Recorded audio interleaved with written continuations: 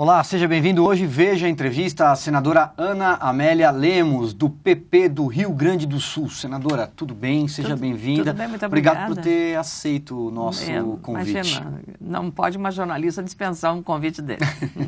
Senadora, uma ex-jornalista. A senhora fez parte da comissão que aprovou o relatório do senador Antônio Anastasia por 14 votos a 5 pelo afastamento definitivo da presidente Dilma Rousseff do cargo. Ela já está afastada, é pelo impeachment da presidente Dilma Rousseff. A senhora votou favoravelmente a esse relatório. Na verdade, o relatório confirma o teor das denúncias formuladas pelo Dr. Miguel R. Júnior, L. Bicudo e Janaína Pascoal.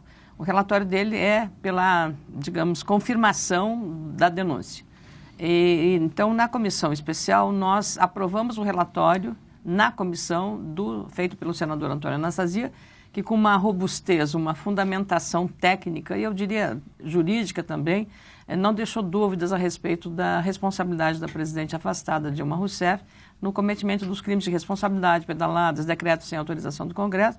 E agora, amanhã, terça-feira, 9 de agosto, nós vamos, no plenário, fazer a mesma coisa que fizemos na comissão especial, ou seja, a apreciação do relatório do senador Antônio Anastasia. Essa é justamente minha próxima pergunta. A senhora acredita em alguma surpresa no plenário?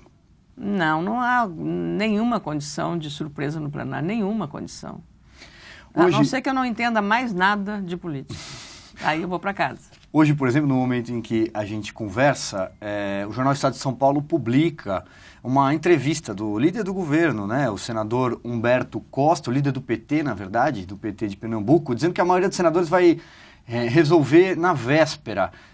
Eu pergunto até porque me surpreendo. É possível que algum senador ainda esteja indeciso a essa altura do campeonato? Absolutamente. Eu li também a entrevista, ou pelo menos parte dela, mas eu acho que é o papel dos que fazem a defesa da presidente, que são minoria, inclusive na comissão especial, um deles o Humberto Costa, mais Lindbergh Farias, a Fátima Bezerra, Gleisi Hoffmann e a Vanessa Graziotinho, é exatamente criar essa expectativa, eu diria, utópica, porque o desfecho desse processo já está feito. E não se trata nem, vou lhe dizer, nem, é um pré-julgamento. Não, é uma questão tão óbvia e porque nós temos o convencimento da consistência do relatório do senador Antônio Anastasia. Esse caminho no plenário, ele é um caminho que tende a ser longo, fala-se até em 30 horas, porque... Se cada um dos 81 senadores quiser se pronunciar, são 10 minutos para cada um, mais a defesa, né? Mais o relator, a gente pode botar aí 30 horas de debate. Mas qual é a impressão da senhora sobre o placar? Tem algum número? Nós deveríamos ter entre 58 a 62 votos. Que é bastante. A senhora falou agora há pouco... Sim, eu estou dizendo isso porque nós tivemos 55 na admissibilidade e alguns não compareceram. Votos que agora serão favoráveis ao afastamento definitivo. A senhora falou agora há pouco sobre o crime de responsabilidade, né? O desmando fiscal cometido pela presidente Dilma Rousseff. Vem aí as pedaladas, um termo que já está bastante difundido. Mas eu pergunto... Por outro lado, aliados dela, os petistas insistem numa tecla. A presidente é honesta, a presidente é honesta, a presidente é honesta. A senhora acha que o brasileiro conseguiu entender, consegue separar um pouco do que é a briga política? Afinal de contas, nós saímos de uma eleição em 2014 com o país bastante dividido. Foi uma eleição duríssima entre dois polos bastante antagônicos. O brasileiro entendeu? Esse é o grande, eu diria, o grande dilema que nós temos de explicar isso para a população. O que a população entende por crime de responsabilidade? Hoje você pensa nisso exatamente dentro dessa questão relacionada, mas ela não é honesta, ela não está na Lava Jato, ela não desviou dinheiro. Claro, nós não estamos julgando a presidente, pessoa física, pessoa física, ou ente político, ou ente público, pelo seu comportamento, pelas suas atitudes. Nós estamos julgando a presidente da República pelos atos feitos como presidente da República. Eu compararia, para ficar, digamos, para que haja a possibilidade de um entendimento da população que não está acostumada ou familiarizada com essa terminologia política, crime de responsabilidade, pedalada fiscal, essas coisas, a um síndico de um edifício. A Dilma é a síndica do Brasil. Um síndico de um edifício pode ser honesto, pode ser uma pessoa que mora no edifício, foi eleito para faz atas, e aí ele pega o dinheiro dos condôminos e faz uma mudança na cobertura do prédio, ou se não tiver cobertura, numa garagem do prédio, gastando muito mais do que poderia fazer. Para quem vai sobrar conta disso? Para os condôminos. A irresponsabilidade do gestor. Ele vai ser afastado, os condôminos vão ficar muito chateados com ele, porque ele fez uma estripulia grande que prejudicou o interesse financeiro dos condôminos. A Dilma fez exatamente isso, e os condôminos, nesse caso, são 12 milhões de trabalhadores que ficaram sem emprego, são empresas estatais destruídas, são fundos de pensão destruídos, uma economia que estagnou, com zero de crescimento. Todas as economias aqui no entorno da América Latina crescendo, o Brasil deu para trás.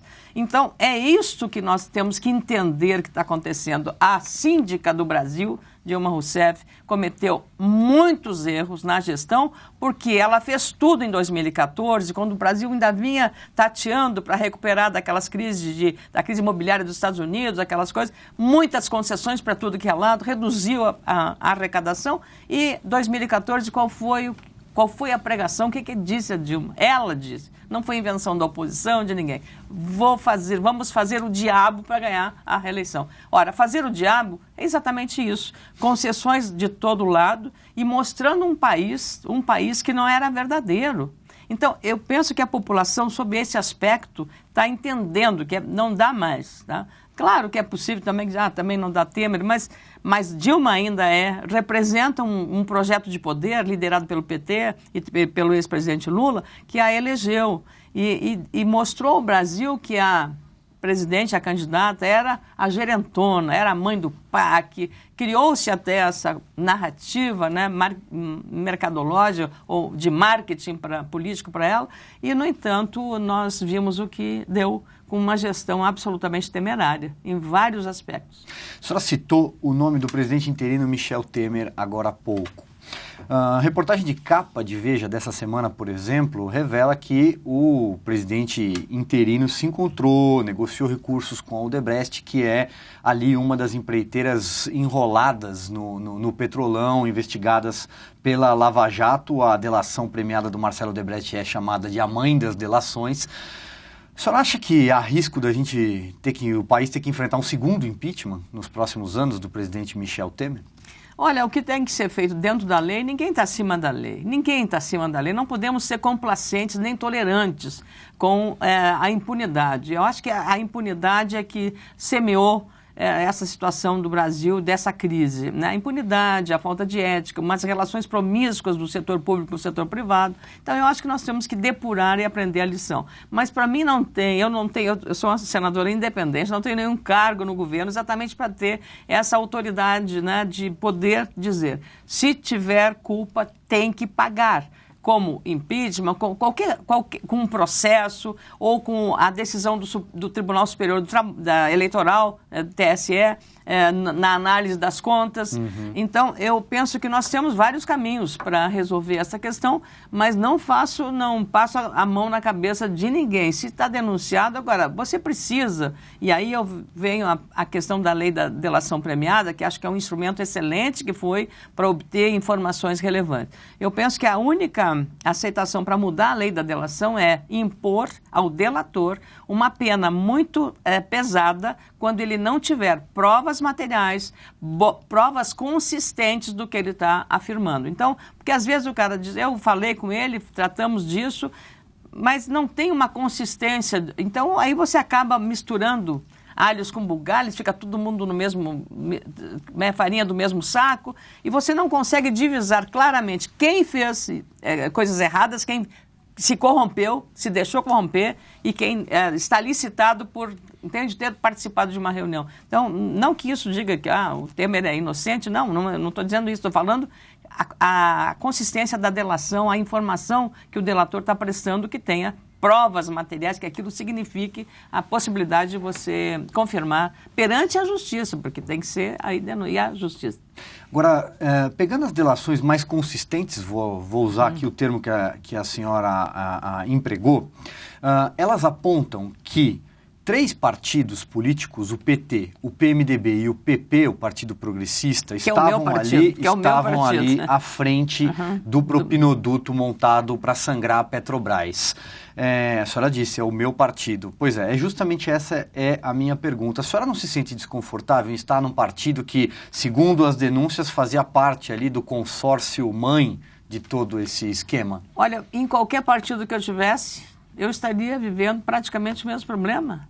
Então, não se trata de se sentir desconfortável. Eu tenho dever com a minha consciência.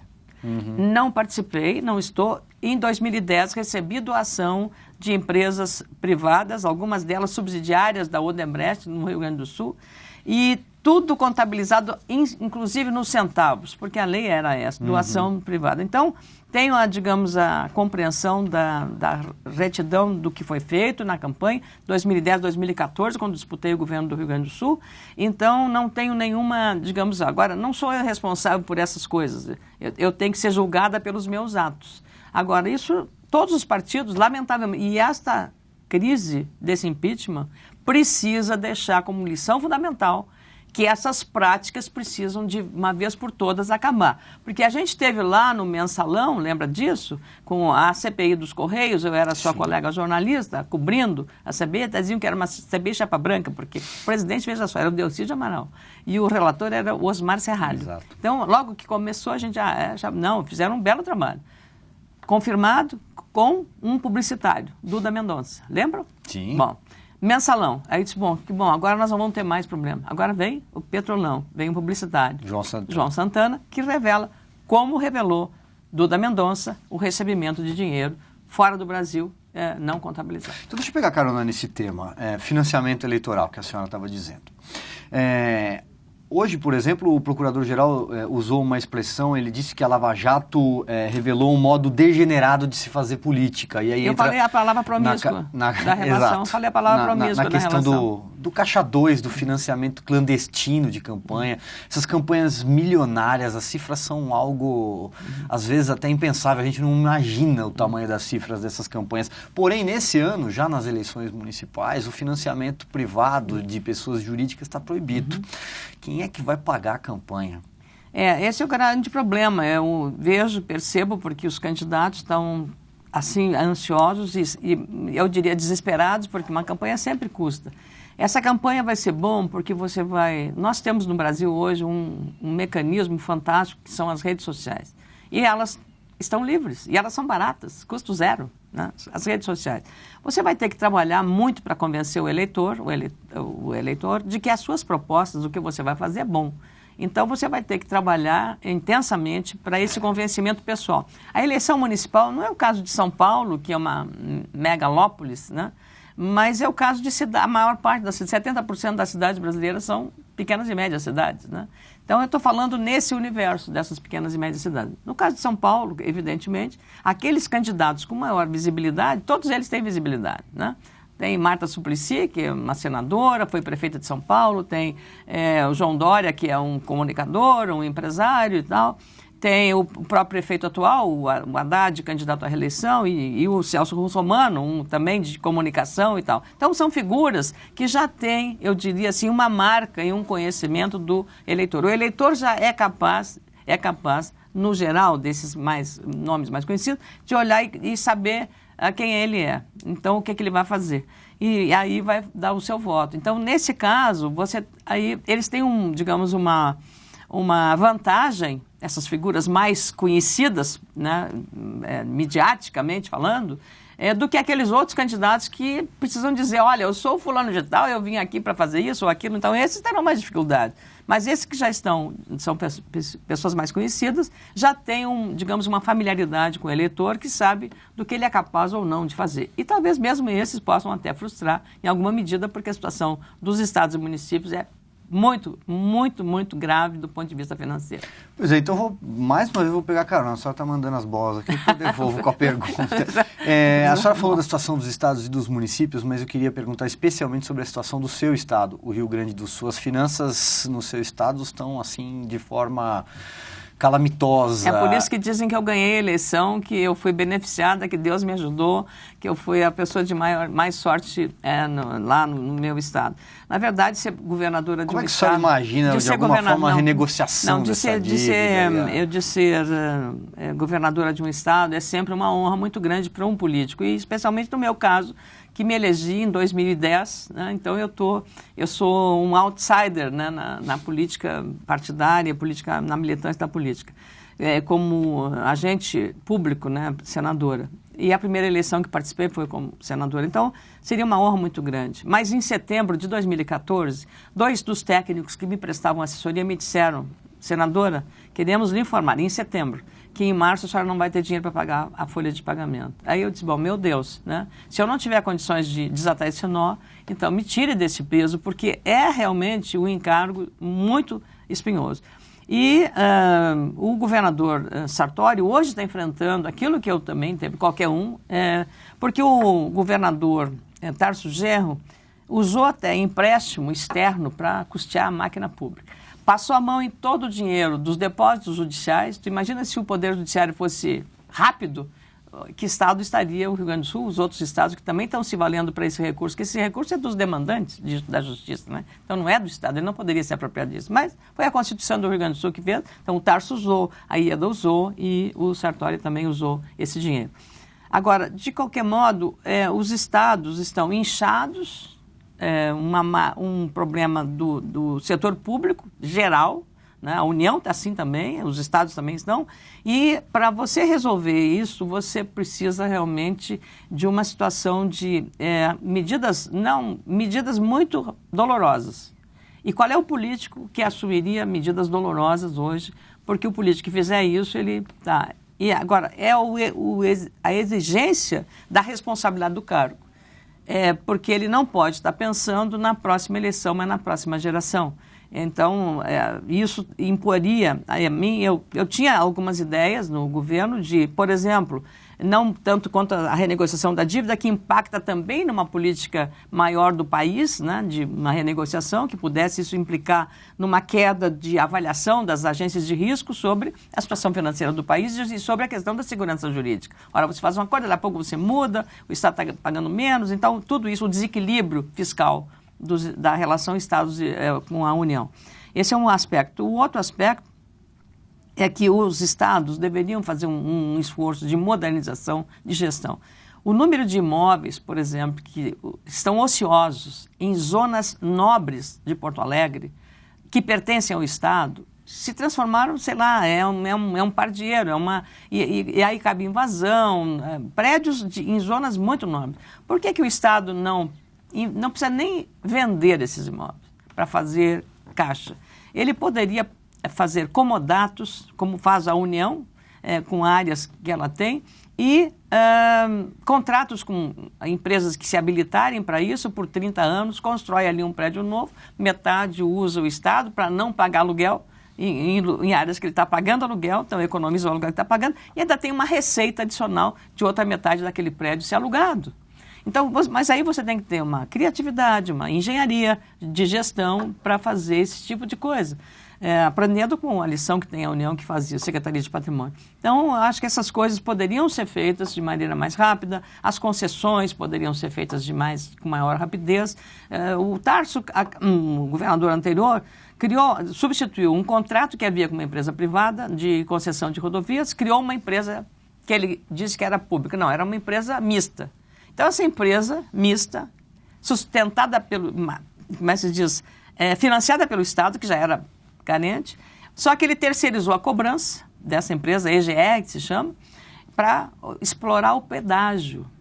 Então, ele se meteu numa área que o Estado era incompetente, porque ele teve que contratar terceirização para... Não pagava o ISS para os municípios, não pagava. Não tinha o socorro médico, ambulância, e não tinha também um carro guincho para, em caso de acidente, você... Quer dizer, sabe quem fazia o socorro médico? SAMU. A finalidade não é essa. Sabe quem fazia a remoção de um carro acidentado nessa rodovia pedagiada? O Corpo de Bombeiros do Rio Grande do Sul. Quer dizer, aí o Ministério Público acabou entrando com ações, porque isso não era atividade para a SAMU, nem para o Corpo de Bombeiros, porque o cidadão que paga o pedágio, ele tem que ter o serviço de volta. Então, essas coisas, esses equívocos que foram feitos na gestão anterior e que acabaram penalizando também. E o dinheiro foi para o Caixa Único, não foi para melhorar, as estradas continuam esburacadas. Então, para a gente finalizar, já que a senhora falou de urnas, falou um pouco das eleições passadas, a senhora é candidata ao governo de novo em 2018? Já está pensando nisso? Olha, seria uma honra muito grande ser candidata ao governo do Estado, mas eu penso que eu no Senado, eu já disse ao partido, eu fiz a minha parte, né? Os eleitores gaúchos, em 2014, disseram que eu devia ficar no Senado. Porque se eles não me quiseram em 2014, em 2016, em 2018, né, acho que não devo testar de novo a vontade do eleitor. Então, em 2018, eu pretendo, se o partido entender, disputar a reeleição ao Senado Federal. Muito bem, eu conversei com a senadora Ana Amélia Lemos, do Rio Grande do Sul, a quem mais uma vez eu agradeço a gentileza. Quem agradece sou eu, a oportunidade de estar aqui com vocês. Admiro muito o trabalho de todos. Obrigado, senadora. A nossa entrevista termina aqui, mas a programação de TV já não para. Até a próxima.